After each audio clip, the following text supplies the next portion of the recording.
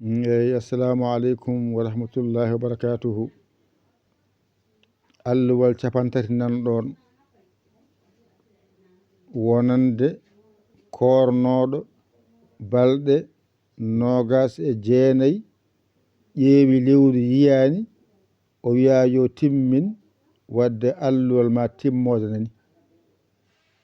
an korɗo balɗe 29 jaaɗon ƴewɗon lewru on jiyani lewru capantati waɗɗima on garon alluwa man nan ɗon jamma o ko darɗe 6 ɗiɗi calmina mbatta ɗiɗi calmina mbatta ɗiɗi calmina hawra calmina tati kala hen darde fatiha lawol gotol qul huwallahu ahad laabi 11 timmi ɗo nafila haaɗi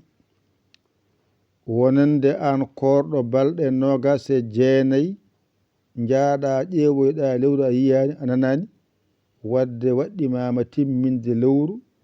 wadde alluwal ma timmode nani capantati ko darɗe 6 mbaɗata mbaɗa ɗiɗi calmina mbatta ɗiɗi calmina mbatta ɗiɗi calmina ko ni foti ari ardi kala hen darde fatiha lawol gotol qul huwallahu ahad 11 wadde timmi alhamdulillahi bi alamina juulemo wuuri ɗo jallo jaafo oɗo gacca hakke minen ga min jarlima min jaafima o yarlaɓe yafaɓe yo ko tawa sagadi ko musidɗo mon guiɗo mon saabu Allah Yaya Ly Kolda Sénégal alhamdulillahi bi alamina on jarama wassalam.